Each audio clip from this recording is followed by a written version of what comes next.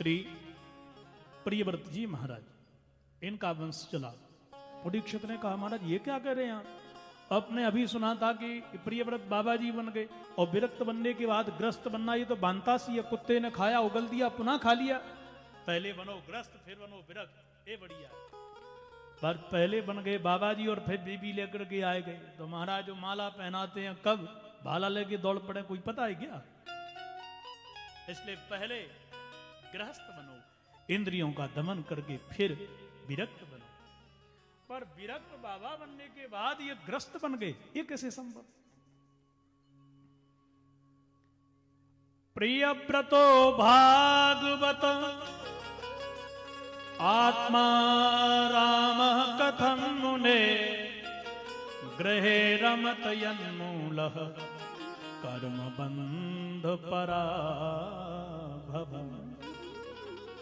थोड़ा कृपा करके बताओ महाराज, जेल खाने में कोई बंद हो, उसको फांसी की सजा बुल गई, वो भाग जाए, और जिस दिन सजा पूरी हो रही है, जिस दिन फांसी लगने वाली है, लौट के पहुंच के कहे भैया गलती हो गई, हम आ गए लौट करके। तो महाराज ऐसे ये जो गृहस्थ आश्रम है ये तो जेल खाना है। बाबा बन जाओ, मस्त रहो, पिताजी हैं माताजी हैं तो चैन से रहो, कोई चिंता है क्या बोलो? और जिस दिन मैया बाप की छाया हटती है उसी दिन चिंता बढ़ती है कि नहीं? तो महाराज ऐसा कैसे संभव है? कर्म के बंधन से मुक्त होकर के विरक्त बन के फिर ग्रस्त बन गए, इस पर प्रकाश को बढ़ा। तो महाराज कृपा करके इतना बताओ, कर्म के बंधन से मुक्त होकर के कर्म के बंधन में प्रियव्रत जी जैसे संत कैसे बन गए? सुखदेव जी बोले राजन, प्रियव्रत बाबा बन गए और जाकर के पहाड़ों के बीच में बैठ गए, मंदराचल। हर पिता की इच्छा होती है कि मेरे जितने बच्चे हैं सबके संतान हो, ऐसे ही है ना? माता जी के 4 बहुएं, 3 के ब्याह हो गए, 3 से परेशान, चौथे को ब्याह है जाए, 3 से पेट नहीं भर, चौथे का हो जाए विवाह, हो गया विवाह। 3 के छोड़ा छापरे है गए, ए प्यारी जी चौथे की भी ओली भर दे। इच्छा होती है। जब मनु जी ने देखा कि मेरे छोटे बेटा के वंश में कोई नहीं रहा तो बड़ा बेटा याद आ गया, और श्री ब्रह्मा जी को, नारद जी गुरु हैं प्रियव्रत जी के, इनको लेकर के पहुंच गए जहां बैठे थे प्रियव्रत जी महाराज। और पिताजी गुरु जी और ब्रह्मा जी आप आए हैं। ब्रह्मा जी ने कहा कि बेटा पिताजी की इच्छा यह है कि तुम ग्रस्त बन जाओ। पर कैसे बन सकता हूं मैं बाबा? क्योंकि वेद कहता है कि एक बार जो विरक्त बन गया वो ग्रस्त नहीं बन सकता है।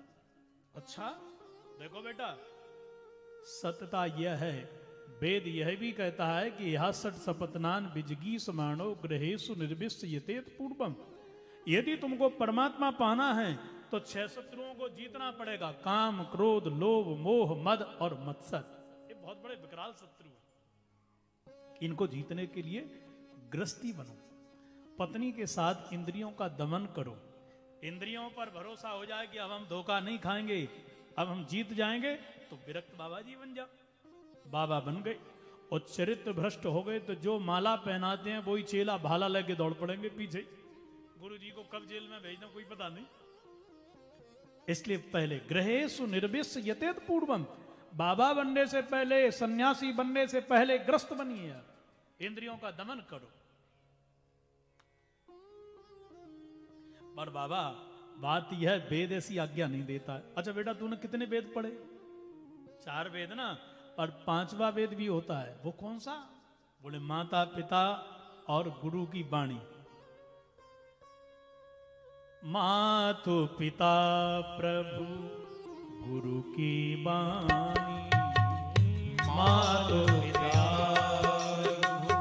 गुरु की वाणी, मातु पिता प्रभु गुरु की वाणी, मातु पिता प्रभु गुरु की वाणी, मातु पिता प्रभु गुरु की वाणी,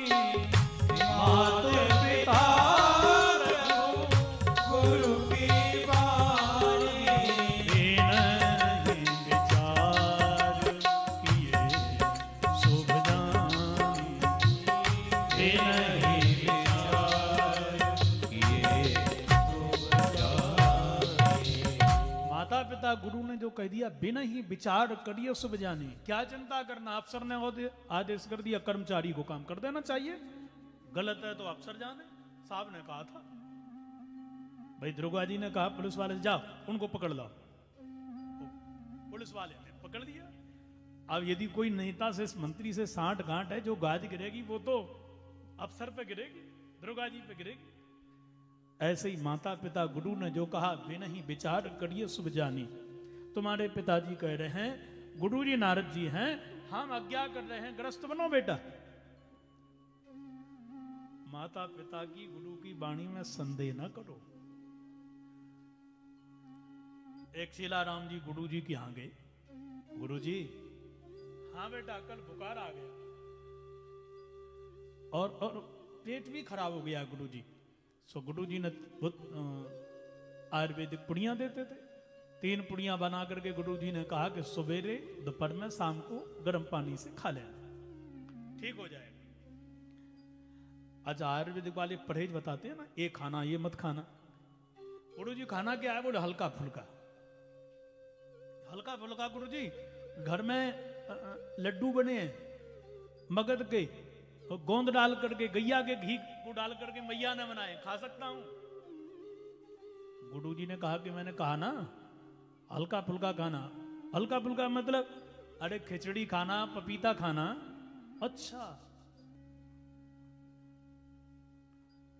तो गुरुजी मैं पकौड़ी खा सकता हूं? गुरुजी ने कहा ना कि हल्का फुल्का खाना, तो रसगुल्ला बने रखे हैं उनको खा सकता हूं। अब गुरुजी की खोपड़ी खराब हो गई। गुरुजी ने कहा तुझे जो खाना है सो खा, पत्थर खा, पर मेरा दिमाग मत खा। जा, एक बार कह दिया हल्का फुल्का खाना। घर पे आकर के बैठ गया जजमान। अब उसने सोचा कि हल्का फुल्का क्या होता है, पहले भारी देख लो, फिर हल्का फुल्का तो मिल ही जाएगा अपन को।